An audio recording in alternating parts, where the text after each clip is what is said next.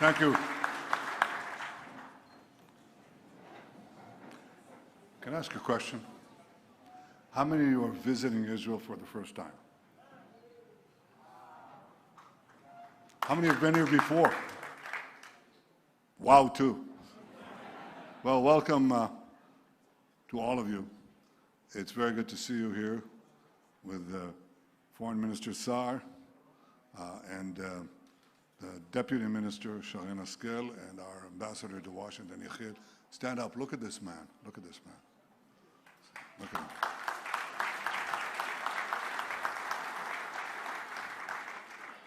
He, Yechiel, represents the greatest military comeback in recent history.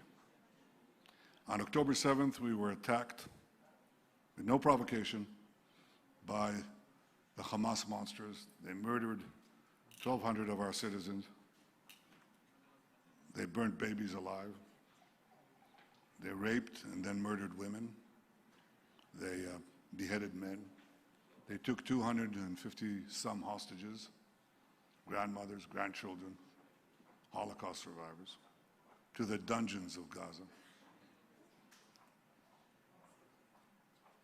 I think a lot of people thought that we were on the ropes or perhaps flat on the ground and we didn't have a chance of coming back. A day later, on October 8th, Hezbollah joined the fray. They started rocketing our cities. Again, no provocation. I said on that day that we will change the face of the Middle East. I said that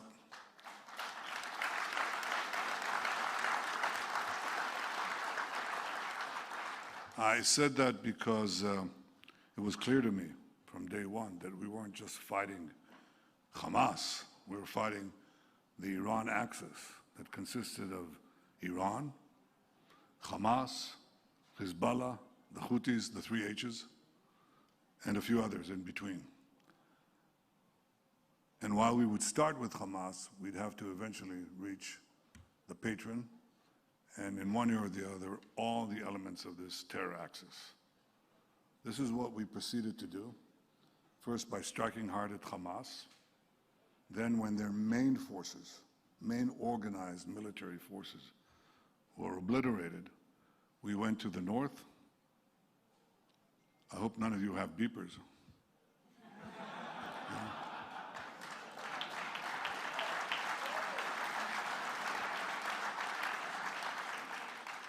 And proceeded to take out Hassan Nasrallah of Hezbollah, who was, in effect, the axis of the axis. He actually held this axis together. And once he was gone, the Assad, the murderous Assad regime in Syria, collapsed because during the Syrian civil war, it wasn't the Syrian army that fought Assad's enemies. It was, invariably, when the battle didn't go well, Nasrallah would send in thousands, sometimes tens of thousands of Hezbollah troops to save his regime. Now, Nasrallah was gone, Hezbollah was crippled, so Assad fell. And once he fell, the land route that connected this axis from Tehran to the sea, to Lebanon, was gone. And now what happened was that the death noose that Hamas wanted to, that Iran wanted to place above around our necks, was gone. That was one of their vehicles to annihilate Israel. Remember, they chanted, "Death to America, death to Israel." To achieve death to America, they have to achieve first death to Israel, because we are America's front line here. And the only force in the Middle East that was challenging, forcibly challenging, and fighting them in their quest for domination and subordination and annihilation. But ultimately, they were geared to America. So their goal was to, we still have to destroy Israel. What did they do? They began to race to the bomb. They already had enough enriched uranium, but you need the weapon around that uranium ball.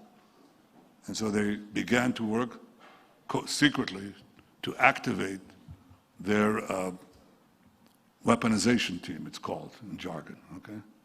We knew that if we didn't act, within a year they'd have one atomic bomb, possibly two.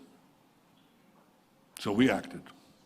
We acted like somebody who has two lumps of cancer. One lump is the atomic cancer, the specter of atomic bombs, and the second one is the specter of 20,000 ballistic missiles, 1-ton ballistic missiles that fall Mach 6 to Mach 8 right from the sky. And they destroy everything that they touch. 20,000 of those in a state the size of New Jersey, right? Bigger than Rhode Island, bigger than Rhode Island. But that's it, you know. Well, that's equivalent to 2 nuclear bombs. So we had to act. If we didn't act, we'd die. And with us die the whole story, the 3.5 millennia story of the Jewish people. And of course, if you do act, you know, it might come back. That's what happens with cancer. But if you don't act, you're not going to be here. So we acted with the just incredible help of President Trump and those brave pilots of the United States.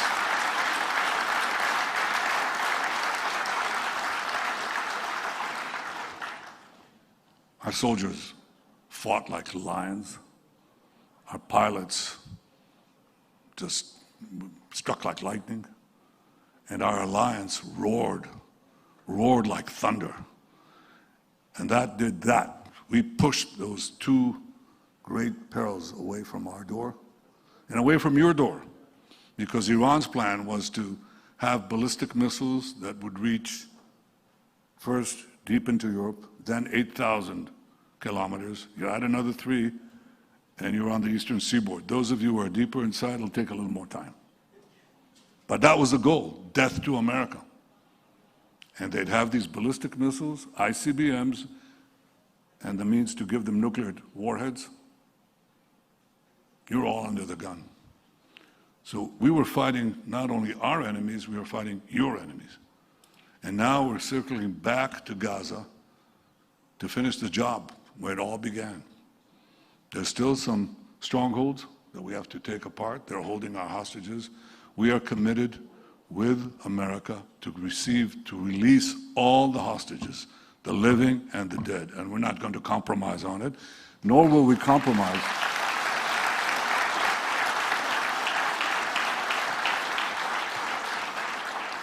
Nor will we compromise on eliminating Hamas, because if Hamas is there, they'll regroup, they'll recover, they'll rearm, and as they vow, they'll do it over and over and over again. So this is where we are right now, on the verge of entering Gaza and defeating Hamas and liberating our hostages. This has not been easy, not for our brave soldiers, not for our brave Israeli public, but they withstood it no less effectively than the British people stood up in the Blitz. That's exactly what we had. But we also enjoyed the support of the United States. We enjoyed the support, and we enjoyed your support. You're the biggest delegation of legislators that have ever come to Israel, and I thank you for coming here to stand up with Israel.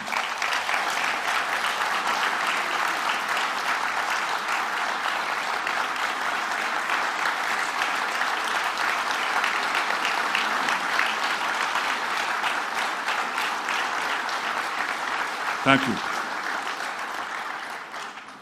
Democrats and Republicans alike,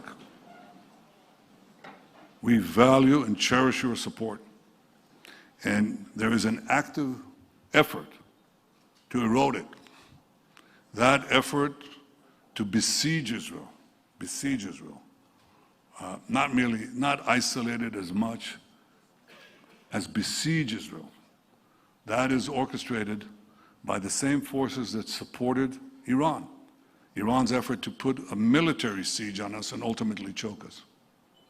We were able to break loose from that siege, and we will have to do several things to break loose from this siege that is organized by a few states. One is China, and the other is Qatar. and they're organizing an attack on Israel legitimacy in the social media of the Western world and the United States. We will have to counter it, and we will counter it with our own efforts. I think that's rule number one. The second thing is something that they can do uniquely in Western Europe. Western Europe has large Islamist minorities. They're vocal. Many of them are politically motivated. They align with Hamas. They align with Iran. They pressure the governments of Western Europe, many of whom are kindly disposed to Israel, but they see that they're being overtaken, really, by campaigns of violent protest and constant intimidation. And so they fall into this siege. And we can break this siege. I just said this in another meeting, and they said, oh, Israel is isolated. Israel can't break out of the siege. No, I said, we will. Some of them have stopped weapon component shipments. Can we get out of this? Yes, we can. We're pretty good at producing weapons. Like intelligence, we share both with the United States. A good chunk of your intel.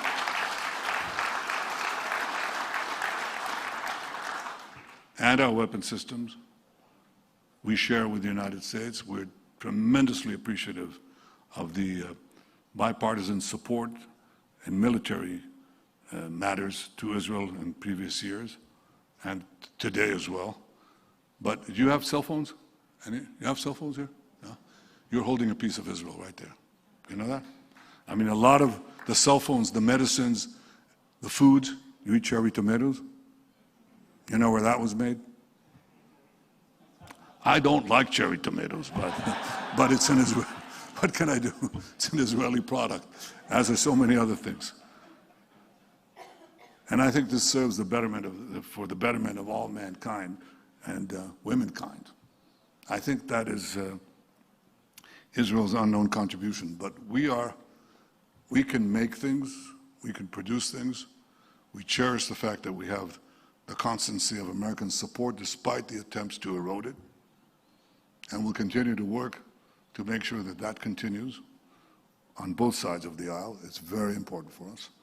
But equally, we will eventually create the independence that we need so those in Western Europe who think they can deny us things will not succeed. We can break this siege, and we will. And the last thing that I want to say is that this is not a battle just for national interest, not just for our national interest and your national interest. Those theological thugs in Tehran who amassed the crowds, who took American hostages on the first few days of their tyranny, and who since chant death to America, they only see Israel as a roadblock on the way to subjugate you, subordinate you, and threaten you. And they see Israel as you. And if you look at what the Islamist radicals here and around the world say, they say that we are you, we're just a piece of you, and you are us. I disagree with everything they say except this. I think they're right. I think we're part of a common civilization with deep historic roots of common heritage. When I went to, I've spoken 4 times in the joint session of Congress, and I look at the far wall, and some of you, maybe all of you will end up there, you know. Do you really want to? Well, those of you who are crazy enough to want, I mean, anybody entering politics has got to be insane, but there are quite a few insane people here. So for those of you who go there, or next time you visit the Capitol, just look at what's on the other wall. I'm at the dais, you know, the podium, and I look at the far wall, and what do they have? Moses. Moses, a quote from the Bible about liberty. You remember Moses taking the people of Israel out of bondage in Egypt? Familiar with this story? I'm glad there are enough. We have a common heritage. And that heritage is being challenged now by people who not only want to bring us back to the early Middle Ages with incredible fanaticism and cruelty, it's also savagery. The things we encountered on October 7th, the things we just encountered not only in Gaza, but in Syria, in the wanton attack on our Druze neighbors. That's a non-Islamic sect, and they're living there in a mountain. And what they endured exceeded, in some cases, the horrors that we saw on October 7th. But what we saw there is what you saw on September 11th. It's the same thing. It's this raw savagery, the glint of murder. You know, those savages on October 7th, they had GoPro cameras. And they broadcast back in live broadcasts, as they mauled babies. And the horrors that they did. So there's a glee, a horrible glee of death and the worship of a death cult there that is completely the opposite of the values that we hold dear. Life, liberty. What's the other one? I visited Monticello, Jefferson's place, and that's what I saw there. I saw Jefferson, who was well versed in the Bible, spoke about the Holy Land, quoted the prophets. He understood the roots of our common civilization, as did the other founding fathers of America, as did Abraham Lincoln on his death date. He said that his one hope was to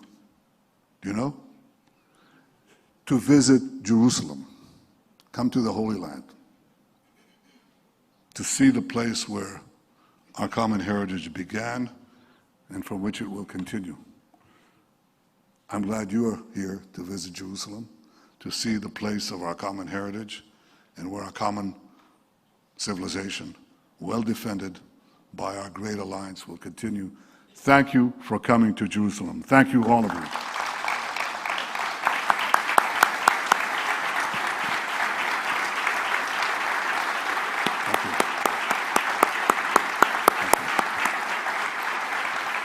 It's 2025. America's debt is over $37 trillion, and the dollar just had its worst crash since 1973. That puts your savings and your family's future at risk. That's why we trust Alpha Omega Gold, a company that stands unapologetically with Israel and supports Stand Tall Israel. Visit ao.gold/stand to claim your free precious metals wayfinder guide, or call 1-855-426-4653 today. Protect your future before it's too late.